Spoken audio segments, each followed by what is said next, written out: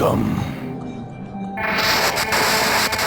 Sean todos bienvenidos a Ecos Siniestros. Hoy presentamos El Eco del Tarot.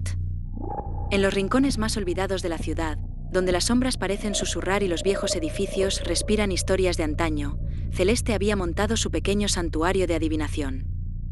Su tienda, apenas más grande que un armario de escobas, estaba adornada con cortinas de terciopelo rojo y luces tenues que parpadeaban como estrellas distantes. En este rincón humilde, pero cargado de misterio, ella leía las cartas del tarot a quienes buscaban respuestas que el mundo tangible no podía ofrecer. Desde niña, Celeste había estado rodeada por el esoterismo.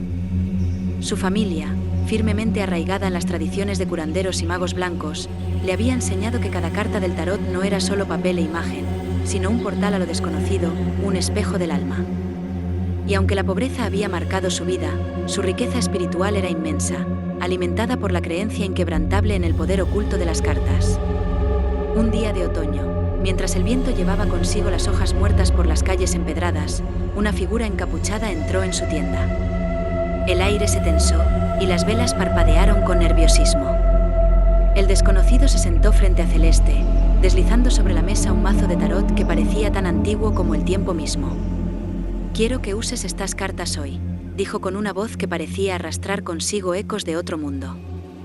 Celeste, aunque sorprendida, no pudo negarse a la petición. Las cartas eran extrañamente magnéticas, y al tocarlas, sintió un escalofrío recorrer su espina dorsal. Comenzó a barajarlas lentamente, y cada carta que tocaba parecía susurrarle secretos en un lenguaje olvidado. Al levantar la vista hacia el encapuchado, vio que sus ojos brillaban con un fulgor sobrenatural, y supo que aquel encuentro cambiaría su destino para siempre. Mientras las cartas caían una tras otra sobre el paño de terciopelo, cada imagen parecía traer consigo un recuerdo de la infancia de Celeste.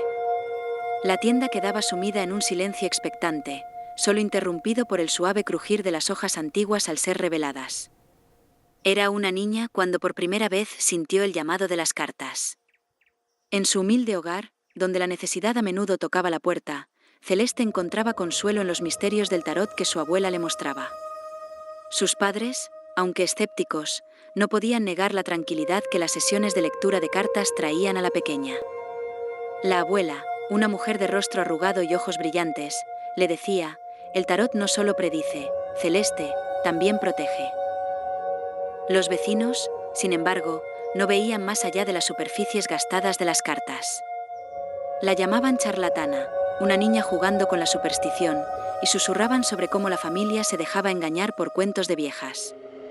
Pero Celeste, incluso a una edad temprana, sabía que había algo más profundo, algo casi sagrado en esos dibujos y símbolos que parecían antiguos y eternos.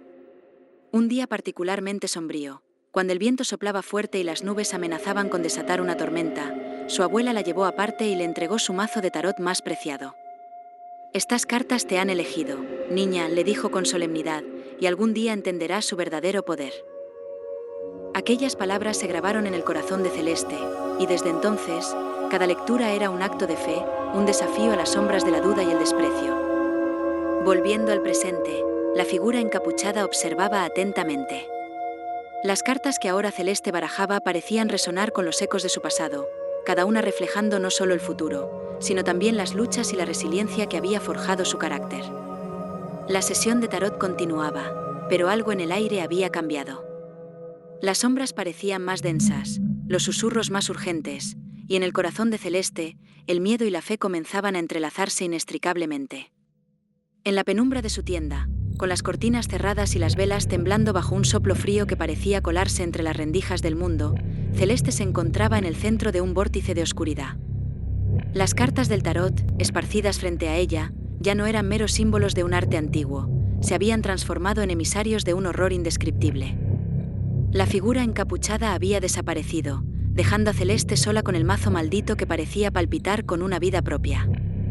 Cada carta que levantaba del montón mostraba imágenes distorsionadas, figuras espectrales que se contorsionaban en agonía, paisajes desolados donde los árboles se retorcían como en un grito perpetuo. El aire se saturaba de un hedor a muerte y descomposición, y el suelo bajo ella parecía vibrar con los susurros de los condenados. Decidida a enfrentar el mal que se había desatado, Celeste continuó la lectura. La carta de la muerte apareció invertida, presagiando no un cambio, sino una permanencia malsana, una eternidad en la desesperación.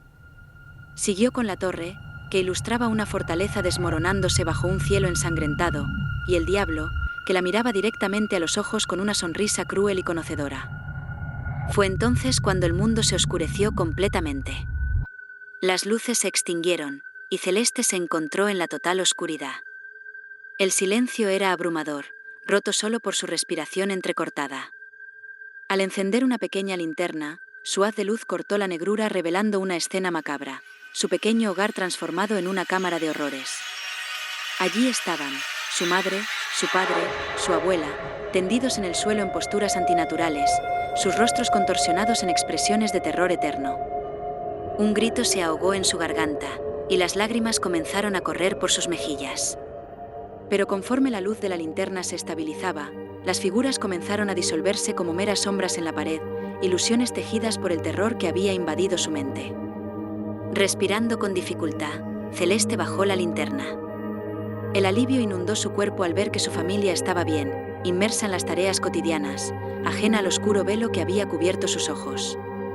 A través de la ventana, los sonidos de la vida en las periferias resonaban, un recordatorio de que, a pesar de la oscuridad, la luz aún encontraba su camino.